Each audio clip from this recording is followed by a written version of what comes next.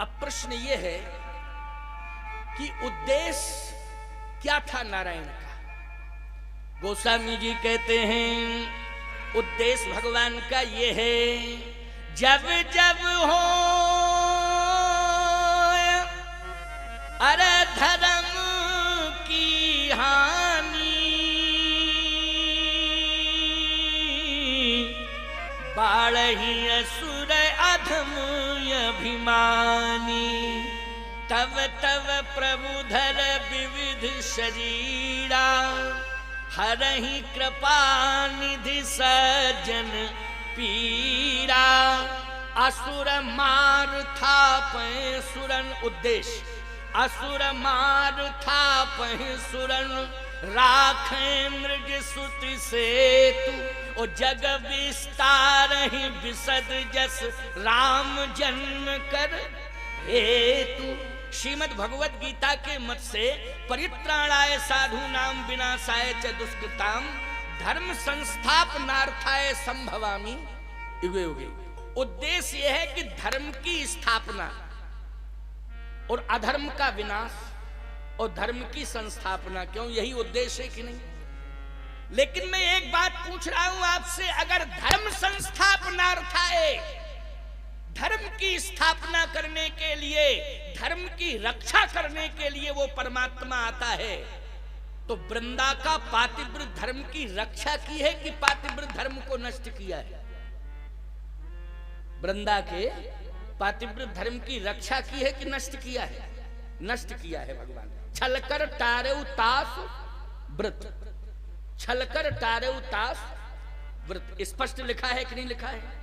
छल से भगवान ने वृंदा के पातिव्रत धर्म को नष्ट कर दिया।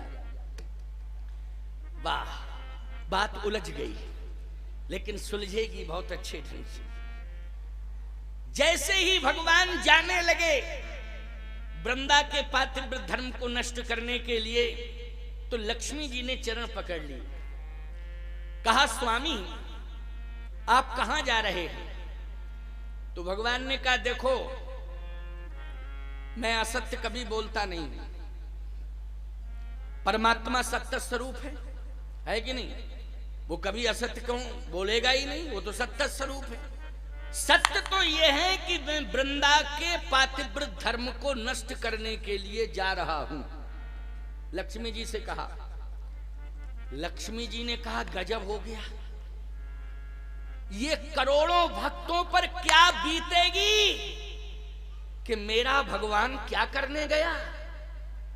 क्यों भैया, जैसे आप सब आस्थावान हो, आप किसी संत महापुरुष से जुड़े हो, और यदि उसके करैक्टर में बट्टा लग जाए तो बोलो उनके भक्तों पर क्या बीतती है, वो भक्त ही जानते हैं। बोलो, वो भक्त ही जानते हैं कि उन भक्तों पर क्या बीतती है?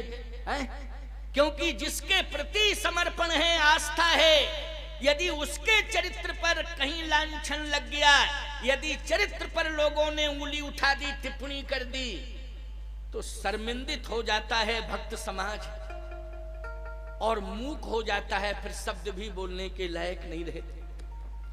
क्या होगा, आपके करोड़ों भक्तों पर क्या बीतेगी, और मैं आपकी सहधर्मिणी हूं, धर्म कार्य करने ना जाए।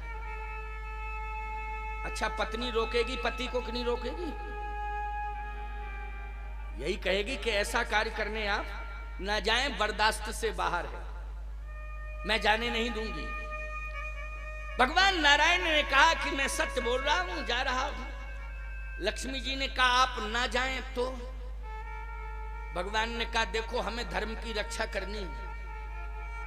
किसकी रक्षा करनी है? धर्म की रक्षा करनी है। तो लक्ष्मी जी बोली, धर्म की रक्षा करनी है, लेकिन धर्म को तो नष्ट करने जा रहे हैं।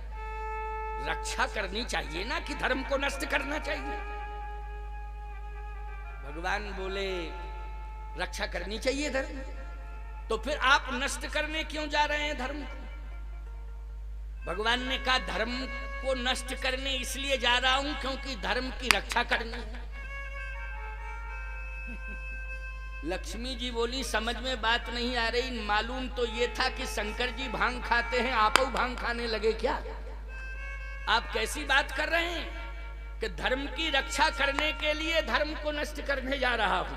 क्यों, यही अर्थ हुआ कि नहीं? धर्म की रक्षा करने के लिए धर्म को नष्ट करने जा रहा हूं। लक्ष्मी, अभी मुझसे उत्तर मत लो, जब मैं वापस लौट के आऊंगा तब तुम समझ लेना, हमें बोलने की बताने की जरूरत नहीं पड़ेगी। लक्ष्मी जी ने कहा, स्वामी आप यदि वृंदा का पातिव्रत धर्म नष्ट करने जा रहे हैं, इसलिए जा रहे हैं कि उसका पति अन्यायी अत्याचारी है। पति का क्या नाम था? जलंधर था। जलंधर ही तो हम कह रहे हैं, क्या हम मच्छंदर कह रहे हैं? क्यों भाई, जलंधर ही हमने कहा है शायद। हाँ भाई, एक पंडित इधर घेरे हुए, एक इधर घेरे हुए, बीच में मैं फंसा बैठा हूं। जलंधर ये अन्यायी है, अत्याचारी है, अनाचारी है, और इसके अन्याय से मेरे आराध्य शिव का भी अपमान हुआ है। इसी जलंधर ने मेरे आराध्य भगवान शंकर का अपमान किया है, और जो मेरे आराध्य का अपमान करेगा उसे मैं छोड़ूंगा नहीं। तो कहे आप सीधे जाके उससे टकराइए ना, जलंधर से। वृंदा के पास जाने की क्या जरूरत है? अपमान वृंदा ने किया है कि जलंधर ने किया है? बात सही हो रही है कि नहीं? क्लियर भाई, अपमान किसने किया है? अपमान तो जलंधर ने किया है, अपमान वृंदा ने नहीं किया है। तो आप वृंदा के पातिव्रत धर्म को नष्ट करने क्यों जा रहे हैं? आपको यदि नष्ट करना है तो डायरेक्ट जलंधर को नष्ट करिए। भगवान बोले, डायरेक्ट हम जलंधर को नष्ट नहीं कर सकते। सही बोल रहा हूं, झूठ बोलता ही नहीं। डायरेक्ट मैं जलंधर को नष्ट नहीं कर सकता। लक्ष्मी जी ने कहा, क्यों नहीं कर सकते आप डायरेक्ट? इसलिए कि वृंदा का पातिव्रत धर्म कवच बन करके उसकी रक्षा कर रहा है। जलंधर की रक्षा कौन कर रहा है? जलंधर के पास अपना कोई बल नहीं है, उसका कोई अस्तित्व नहीं है, लेकिन आज समस्त देव और महादेव ये सब पराजित हो रहे हैं, क्योंकि वृंदा का पातिव्रत धर्म बल बन करके आ जाता है, शक्ति बन करके आ जाता है। और जैसे ही लड़ता जलंधर नहीं है, फिर वृंदा का पातिव्रत धर्म लड़ने लगता है आगे आके, और वो चैलेंज करता है कि किसी माई के लाल में अगर ताकत हो तो जलंधर को छू के बतावे। बोलो, चैलेंज कौन करता है? वृंदा का पातिव्रत धर्म करता है कि यदि किसी के माई के लाल में ताकत हो तो छू के बतावे जलंधर को। बोलो, यही स्थिति हो जाती है कि नहीं हो जाती? मैं एक बात कहता हूं, दुर्योधन के पास कोई बल है, लेकिन भीष्म पितामह आगे आ जाते हैं रक्षा करने के लिए। दुर्योधन की रक्षा करने कौन आ जाते हैं? भीष्म पितामह। तो दुर्योधन अपने बल पर नहीं बल बलाता है, भीष्म पितामह के बल पर बल बलाता है। कि है कोई दुनिया में जो दुर्योधन को छू सके? क्यों भाई, दुर्योधन को छू सके, क्योंकि रक्षा करने के लिए कौन आ गए हैं? भीष्म पितामह। इसलिए दुर्योधन के पास बल नहीं है, वो जब भी बोलता है तो भीष्म पितामह के बल पर बोलता है। जलंधर के पास अपना कोई बल नहीं है, लेकिन जलंधर यदि बोल रहा है, यदि लड़ रहा है, युद्ध कर रहा है, तो किसकी बदौलत कर रहा है? वृंदा के पातिव्रत धर्म की बदौलत। तो लक्ष्मी जी ने कहा, महाराज अगर वृंदा का सतीत्व नष्ट हो जाएगा तो जलंधर बोले अपने आप मर जाएगा, फिर तो मर ही जाएगा। लेकिन आपने ये सोचा मरने के बाद बनेगा क्या? मरने के बाद ये भी आप जानते हैं, क्योंकि आप जितना जानते हैं आपके अलावा दुनिया में कोई नहीं जानता। बोलो भाई, मरने के बाद कौन सा प्राणी क्या बनेगा, बोलो ये कौन जानता है? परमात्मा जानता है। बोलो जानता है। तो लक्ष्मी जी कह रही हैं कि जब वो मर जाएगा तो बनेगा क्या? तो भगवान ने कहा रावण बनेगा, रावण। और आप क्या बनेंगे? कहे हम राम बनेंगे। मैं क्या बनूंगी? कहे तुम सीता बनोगी। तो अगर आप वृंदा जलंधर की पत्नी वृंदा के साथ छल कर रहे हैं तो वही जलंधर रावण बन करके आपकी पत्नी के साथ छल करेगा कि नहीं करेगा? बोलो भाई, करेगा छल कि नहीं? शास्त्री जी आइए, इधर आइए।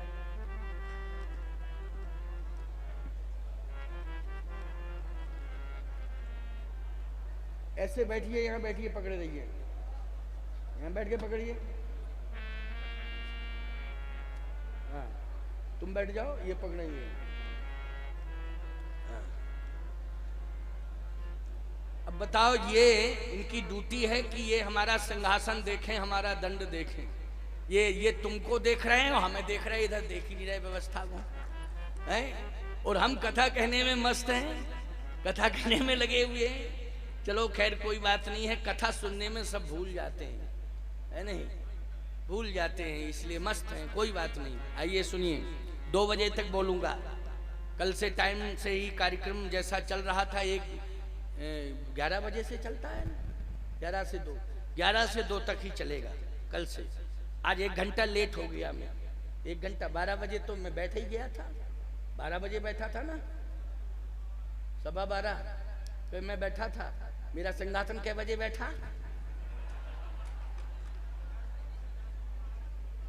हाँ, 12:04 पर, है नहीं?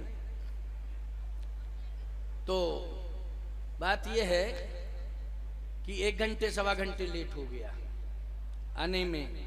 हो जाता हूं, अब दूर से आया, बीच में लोग रोक लेते हैं। भिंड में टाइम ज्यादा लग गया, भिंड में थोड़ा सा टाइम ज्यादा लग गया।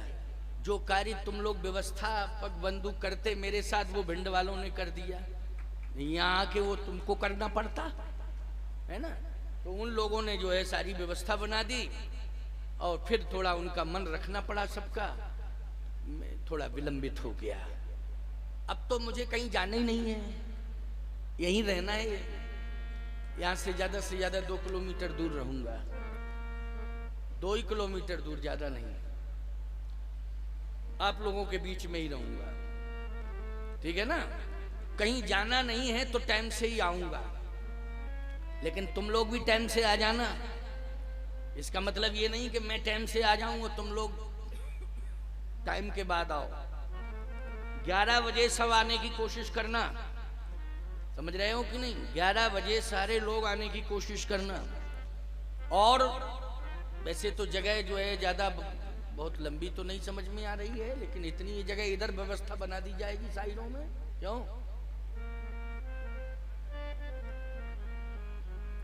तो फिर यही है व्यवस्था, और क्या है? कोई बात नहीं है, ये व्यवस्था है। ज्यादा होगा हम पीछे हो जाएंगे थोड़ा सा, तो 2-4 फीट जगह की व्यवस्था और बन जाए, है नहीं? इसलिए चिंता मत करो, आनंद लो, आनंद लो, विशेष आनंद तुम्हें मिल रहा है। तो चर्चा में ये कर रहा था कि लक्ष्मी जी कह रही हैं कि अगर मरने के बाद जलंधर रावण बनेगा तो मुझे सीता बनना पड़ेगा, और अगर मैं सीता बनूंगी तो जो कार्य आप जलंधर की पत्नी के साथ कर रहे हैं छल, बस उसका स्वरूप बदल जाएगा। क्यों भाई? उसका स्वरूप बदल जाएगा, लेकिन छल आपकी पत्नी के साथ होगा और करने वाला कोई दूसरा नहीं होगा, वृंदा का पति ही होगा। वो रावण बन के छल करेगा। भगवान नारायण ने कहा ये भी मैं जानता हूं कि तुम सीता बनोगी, वो ये सब होगा, लेकिन ये जलंधर के प्रभाव से सीता तुम्हारा हरण नहीं होगा, क्योंकि सीता तुम्हारा हरण मेरी प्रेरणा से होगा और तुम्हारे हरण में ही रावण का मरण होगा, इसलिए तुम्हारा हरण होगा। विनाश के लिए तुम्हारा हरण होगा, उसमें भी मेरी ही सहमति होगी। बोलो, सीता हरण में रावण की क्या हिम्मत थी कि सीता जी को उठा के ले जाता है? और असली सीता को तो खैर छू ही नहीं सकता था, वो तो नकली माया की सीता थी। बोलो, थी कि नहीं माया की सीता? असली सीता तो प्रभु पद धर ही अनल समानी, जब ही राम सब कहा बखानी। लीला के लिए भगवान ने माया की सीता को प्रकट कर दिया। असली सीता तो भगवान के चरणों में है। और वास्तव में विचार किया जाए तो लक्ष्मी रे यश च बक्षसी, नारायण के हृदय में सदा लक्ष्मी निवास करती हैं। वैसे ही प्रभु राम के हृदय में सदा श्री किशोरी जी निवास करती हैं। भगवान के हृदय से कभी वो दूर नहीं होती हैं। इसलिए ये तो मेरी लीला होगी। इसलिए लक्ष्मी, मैं सब जानता हूं कि आगे क्या होगा। तो आप जलंधर को नहीं मारेंगे, आप वृंदा के सतीत्व को नष्ट करेंगे। भगवान ने कहा जलंधर तो अपने आप मर जाएगा, इससे आपको यश मिलेगा। यश मिलेगा मुझे, आप यश नहीं मिलेगा, यश मिलेगा। आपकी प्रतिष्ठा की रक्षा होगी। भगवान ने कहा प्रतिष्ठा बढ़ेगी, प्रतिष्ठा बढ़ेगी। भगवान ने कहा हाँ। कहे कैसे? कहे मैं जाऊंगा वृंदा के पास और छल करूंगा तो वृंदा श्राप देगी, और कन्फर्म है कि श्राप देगी तो मैं पत्थर बनूंगा और काला पत्थर बनूंगा। संसार में जितने मंदिर हैं उन मंदिरों में जो पत्थर से परमात्मा की आकृति बन के जाएगी, उन समस्त पत्थरों में प्राण प्रतिष्ठा की जाएगी। लेकिन वृंदा के द्वारा जो श्राप में मैं पत्थर बनूंगा, बिना ही प्राण प्रतिष्ठा के मैं प्रतिष्ठित हो जाऊंगा, सालिग्राम बनकर के दुनिया में पूजा जाऊंगा। बोलो सालिग्राम की प्रतिष्ठा होती है? जल्दी बोलो। और ये सालिग्राम बनाया किसने? जल्दी बोलो। वृंदा ने बनाया कि नहीं बनाया? तो बोलो भगवान की ऐसी प्रतिष्ठा बढ़ी श्राप से कि और मंदिरों में मूर्तियों में प्रतिष्ठा करानी पड़ेगी। लेकिन वृंदा ने जो श्राप दिया वो भगवान बिना ही प्रतिष्ठा के प्रतिष्ठा उनकी, कोई जरूरत नहीं है कि प्रतिष्ठा कराई जाए। और याद रखना, करोड़ों के मंदिर बनवा दो, कई 100 करोड़ की लागत से मंदिर बनवा देना। जयपुर जोधपुर की दुकान में जाकर के कई हजार रुपए की कीमत की मूर्तियां लाना प्यारे, लेकिन सत्य कहता हूं नित्य स्तवन अवसेक यदि होगा, पूजन अर्चन वंदन सर्वप्रथम होगा तो सालिग्राम भगवान का होगा प्यारे। इसके बाद अन्य मूर्तियों को स्पर्श किया जाएगा। बोलो सबसे पहले किसका पूजन होगा? सालिग्राम भगवान का होगा। चरणोदक तुम किसका लेते हो? सालिग्राम भगवान का लेते हो। पूरी दुनिया बोलो किसका चरणोदक लेती है? सालिग्राम। बोलो प्रतिष्ठा घटी के बढ़ी? बढ़ी प्रतिष्ठा कि नहीं बढ़ी? प्रतिष्ठा बढ़ी। और सुन लीजिए, लक्ष्मी जी से कहा कि सुनो लक्ष्मी, अभी मुझे जाने दो, फिर देखना उस लीला का तुम दर्शन करना कि वृंदा श्राप भी देगी और वृंदा माफी भी मांगेगी। वृंदा श्राप भी देगी और वृंदा माफी भी मांगेगी। लेकिन देखना तुम, अभी मुझे जाने दो। लक्ष्मी जी ने प्रणाम किया, कहा ठीक है नारायण, आपकी व्यवस्था है। देखो एक बात बताएं, यदि कोई सत्ताधारी अपनी सत्ता का संचालन अपने विवेक से कर रहा है तो पत्नी को हस्तक्षेप नहीं करना चाहिए। क्यों भाई? उसकी व्यवस्था है, वो अपने विवेक से। राष्ट्रपति रामनाथ कोविंद जी हैं, ईमानदारी से बताओ, वो राष्ट्रपति हैं, राष्ट्रपति उनको बनाया गया है। राष्ट्रपति के जितने भी अधिकार हैं उनका प्रयोग वो अपने विवेक और संविधान से करेंगे कि पत्नी के कहने से करेंगे? जल्दी बोलो। संविधान के हिसाब से करेंगे, अपना विवेक और संविधान, पत्नी के कहने से नहीं। इसलिए लक्ष्मी जी ने कहा महाराज आप सर्वाधिकार सुरक्षित हैं, आपके मार्ग में मैं बाधक नहीं बनना चाहती हूँ, अवरोधक नहीं बनना चाहती हूँ, लेकिन बस प्रार्थना करना चाहती हूँ। नारायण ने कहा मेरी लीला देखना लक्ष्मी, तुम भी आश्चर्यचकित हो जाओगी। और जैसे ही लक्ष्मी जी ने प्रणाम किया और नारायण जब चले साहब, तो जैसे ही पहुंचे तो सुनते जाना ध्यान से। छल कर तारे उतास व्रत, भगवान ने छल किया और वृंदा का व्रत भंग किया। और जैसे ही वृंदा का व्रत भंग हुआ, जलंधर अपने आप मर गया प्यारे, उसका अस्तित्व समाप्त हो गया। उसी समय जलंधर का अस्तित्व समाप्त हो गया। वृंदा को जब पता लगा कि मेरे साथ छल हुआ तो वृंदा क्रोध में आ गई और श्राप दे डाला कि जाओ तुम काले पत्थर हो जाओ। मैं जानती थी कि तुम भगवान हो, लेकिन भगवान ऐसा काम कभी नहीं कर सकता है। मैं नहीं मानती हूं कि तुम भगवान हो, सारी दुनिया को ये बताऊंगी कि ये भगवान नहीं है, इनको भगवान मत मानना। भगवान ने कहा पहली बात तो ये है कि मैं कभी कहता नहीं हूं कि मैं भगवान हूं। अब ये दुनिया से बातें करो, दुनिया क्यों मुझे भगवान मानती है, और दुनिया मानती है तो मैं क्या करूं इसके लिए, लेकिन मैं कभी नहीं कहता हूं कि मैं भगवान हूं। वृंदा ने कहा लेकिन आपने मेरे साथ छल क्यों किया? अगर आप भगवान हैं तो आप धर्म की रक्षा करने के लिए आए हैं कि धर्म को नष्ट करने? भगवान ने कहा धर्म की रक्षा करने के लिए। तो आपने मेरे पातिव्रत धर्म को नष्ट किया कि नहीं किया? भगवान ने कहा कभी कभी धर्म की रक्षा करने के लिए धर्म को नष्ट करना पड़ता है। वृंदा बोली ये मैं नहीं समझ पा रही हूं कि धर्म की रक्षा करने के लिए धर्म को कैसे नष्ट किया जाता है। भगवान ने कहा जो धर्म अधर्म की रक्षा करने के लिए कवच बन करके आगे आ जाता है, ऐसे धर्म को नष्ट करना मेरा परम धर्म होता है। इसलिए मैंने तेरे धर्म को नष्ट कर दिया, क्योंकि तेरा धर्म अधर्म की रक्षा कर रहा था। अब बोलो भाई, क्रिया निकृष्ट थी, देखने में उद्देश्य उत्कृष्ट निकल के आया कि नहीं आया? आया कि नहीं? मैं एक बात कहता हूं, भीष्म पितामह आदरणीय हैं, सम्माननीय हैं। महाभारत की कथाएं भी आप सुनते हो, तमाम लोगों ने सुनी और पढ़ी होंगी कथाएं। भीष्म पितामह को मारने के लिए आदेशित किसने किया? अर्जुन को किसने आदेश दिया कि इनको मारो? भगवान कृष्ण ने। यह आदेश किसने दिया था? भगवान कृष्ण ने, कि मारो। अब बताइए, इतना बड़ा महापुरुष, साक्षात महाभारत में धर्म स्वरूप है पितामह, बोलो है कि नहीं?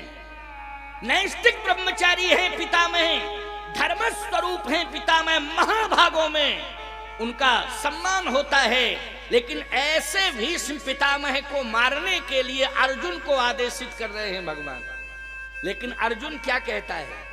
अर्जुन यही कहता है कि और सब ठीक है नारायण, लेकिन मैं भीष्म पितामह के ऊपर बाण नहीं चलाऊंगा।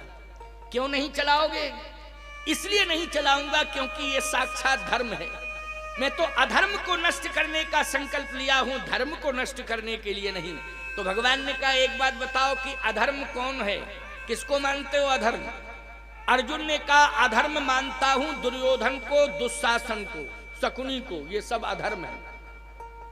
भगवान ने कहा इनको अधर्म मानते हो, और धर्म किसे मानते हो? कहा भीष्म पितामह, कृपाचारी, द्रोणाचार्य, ये सब धर्म है। और अधर्म कौन है? का अधर्म जो है शकुनी है, अधर्म दुशासन है, अधर्म दुर्योधन है, ये अधर्म है। भगवान ने कहा तो अधर्म को क्यों नहीं मार रहे हो? कहा दिखाई दे तब ना। भगवान कृष्ण कहने लगे तुम्हें दिखाई नहीं दे रहा है, लेकिन मुझे तो दिखाई दे रहा है। हे अर्जुन, भीष्म पितामह, कृपाचार्य, द्रोणाचार्य, तीनों धर्मों के पीछे तीनों अधर्म छिपे हुए हैं। इसलिए जो धर्म की अधर्म की रक्षा करने में कवच का काम करता है, सबसे पहले उसी धर्म को नष्ट करना चाहिए। यही मेरी आज्ञा है कि इनको मार दो, क्योंकि ये अधर्म की रक्षा करने में लगे हुए हैं। इसलिए मैं कहता हूं भैया, समझने की कोशिश करना चाहिए, समझने की कोशिश करना चाहिए। भगवान नारायण ने आज धर्म को अगर नष्ट किया है, क्योंकि वो धर्म अधर्म की रक्षा कर रहा था। इसलिए जीवन में हमें एक संकल्प लेना चाहिए कि हम अधर्म का साथ न दें, हम अधर्म का साथ न दें, ये हमारा परम धर्म है। तो आइए मैं सुनाना चाहता हूं, और आप सबको एक बड़ा ही सुंदर चिंतन दे रहा था कि हम सब क्रिया और उद्देश्य, हमारी क्रिया भी उत्कृष्ट होनी चाहिए, उद्देश्य भी उत्कृष्ट होना चाहिए। यदि क्रिया देखने में निकृष्ट प्रतीत होती है तो उद्देश्य हमारा निकृष्ट नहीं होना चाहिए, उद्देश्य हमारा